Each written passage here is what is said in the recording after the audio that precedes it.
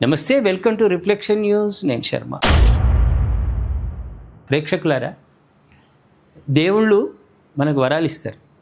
దేవుని దగ్గరికి పోయి, అయ్యా స్వామి, నేను ఈ కష్టంలో ఉన్నా, నేను అప్పుల్లో ఉన్నా, లేకుంటే ఆరోగ్యపరమైన సమస్యల్లో ఉన్నా, చల్లగా చూడు అని దేవుని మొక్కుతాం. దేవుడు అభయం ఇస్తాడు. కానీ ఆ దేవునికి గుడి కావాలి కదా, అందమైన గుడి కావాలి కదా, భక్తులకు సకల సౌకర్యాలు కావాలి కదా.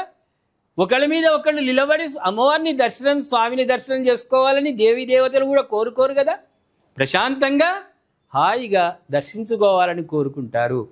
అవి వాళ్ళ ఇల్లు, స్వామి అమ్మవార్ల యొక్క ఇల్లు, అది గుడి, ఆలయం. వైభవంగా చూసుకోవాలని వాళ్ళకు కూడా ఉంటుంది కదా. యాదగిరిగుట్ట లక్ష్మీ నరసింహస్వామి ఆలయం ఒకప్పుడు ఎట్లా ఉండే? ప్రేక్షకులారా, మన కళ్ళ ముందే కదా నిర్మాణం అయింది. కేసీఆర్ ప్రభుత్వం, బీఆర్ఎస్ ప్రభుత్వం ఆధ్వర్యంలో యాదగిరిగుట్ట లక్ష్మీ నరసింహస్వామి ఆలయాన్ని అద్భుతంగా నిర్మాణం జరిగింది. ఇప్పుడు కాంగ్రెస్ ప్రభుత్వ హయాంలో వేములవాడ రాజన్న దేవాలయం, కొండగట్టు ఆంజనేయ స్వామి దేవాలయం, ఇప్పుడు బాసర జ్ఞాన సరస్వతీ మాత ఆలయం పునర్నిర్మాణం అవుతూ ఉన్నాయి. బాలాలయంలో భక్తులకు దర్శనం ఇస్తూ ఉంది అమ్మవారు. అయితే అక్కడ శరవేగంగా 300 కోట్ల రూపాయల పై చిలుకు అక్కడ అభివృద్ధి కార్యక్రమాలు జరగబోతూ ఉన్నాయి. ఎప్పుడు జరుగుతాయి, ఎప్పుడు కంప్లీట్ అవుతాయని చెప్పలేము. కానీ అతి త్వరలోనే అమ్మవారి ఆలయము ఇంకా దేదీప్యమానంగా, అమ్మ శక్తి గొప్పది. అమ్మకు ఇల్లు కట్టించేటువంటి యోగం మనకు లేదు, అర్హత లేదు. కానీ వచ్చిన భక్తులకు సౌకర్యంగా ఉండడానికి, అమ్మవారిని దర్శించుకోవడానికి తొంగి చూడటం కంటే నిలబడ్డా కూడా ఆ జ్ఞాన సరస్వతీ మాత వీణాతంత్రి, చేతిలో ఉన్నది వీణాతంత్రి. ఆ వీణతో పాటు ఉన్నటువంటి అమ్మవారు అందరికీ కనిపించే విధంగా ఇప్పుడు ఆలయం నిర్మాణం జరుగుతూ ఉంది. ప్రేక్షకులారా, బాలాలయంలో అమ్మవారిని పెట్టారు. భక్తుల సందడి తగ్గింది. ఎందుకంటే ఆ దివ్యమంగళ స్వరూపిణి, చిరుమందహాసిని అమ్మవారిని చూడడం ఏ విధంగా ఉంటుంది? బాలాలయంలో ఉన్నటువంటి అమ్మవారిని చూస్తే అంత ఆనందం కలగదు. భక్తుల దాకిడి కాస్త తగ్గినా కూడా అక్షరాభ్యాసాలు నిరంతరాయంగా ఆ స్థలంలో ఎక్కడ కూర్చొని అక్షరాభ్యాసం చేసినా ఆ పిల్లలు కలెక్టర్లు అవుతారు, ఐపీఎస్లు అవుతారు. అందులో ఎలాంటి సందేహం లేదు. అమ్మవారి యొక్క సంపూర్ణ అనుగ్రహం ఆ స్థలంలో ఎక్కడ అక్షరాభ్యాసం చేసినా కూడా ఆ సందడి ఉంటుంది. 1-2 రోజుల పాటు తక్కువ ఉన్నా కూడా ఆ సందడికి కొరత లేదు. కాబట్టి అందరం కూడా యథావిధిగానే అమ్మవారిని దర్శించుకుందాం. మహావైభవోపేతంగా జరగబోయేటువంటి ఆ నిర్మాణం అంతా అయిన తర్వాత గ్రామాలే తరలి వెళ్తాయి. అయోధ్య రామాలయంకి వెళ్ళడం లేదు. అయోధ్య రామాలయము మనం చూడమా అనుకుంటున్న సమయంలో అద్భుతమైన ఆలయం నిర్మాణం జరిగింది.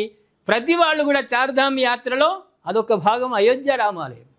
ఇప్పుడు జ్ఞాన సరస్వతీ మాత కూడా అద్భుతమైనటువంటి కట్టడాలతో నిర్మాణం కాబోతూ ఉంది. భక్తులందరూ కూడా హాయిగా విశ్రాంతిగా కూర్చొని అమ్మను దర్శించుకునే విధంగా ఆలయ నిర్మాణం జరుగుతుంది. ఇక్కడ పనులు శరవేగంగా జరుగుతూ ఉన్నాయి. ఒక్కసారి ఆ వీడియో ఏ విధమైనటువంటి పనులు జరుగుతున్నాయి మా ప్రేక్షకులకు చూపించాలని మా ప్రతినిధి, బాసర ప్రతినిధి ప్రత్యేకంగా ఆయన విజువల్స్ తీసి మనకు పంపించారు. ఒకసారి ఆ విజువల్స్లో ఏ విధమైనటువంటి పనులు జరుగుతున్నాయో వీక్షించండి ప్రేక్షకులారా.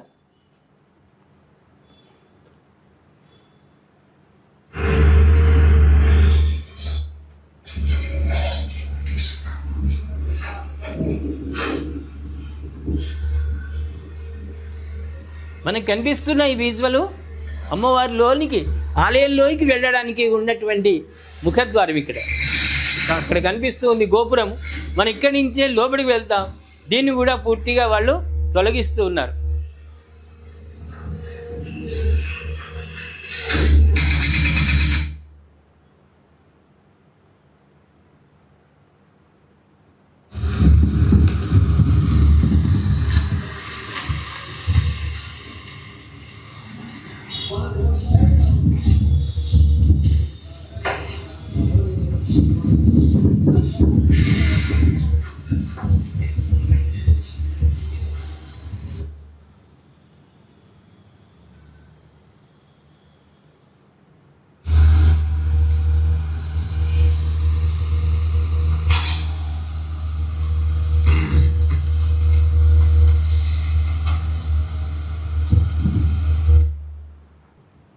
निकालने के टाइम में सबको बुलाओ, वो डोर पकड़ने बैलेंस नहीं देते।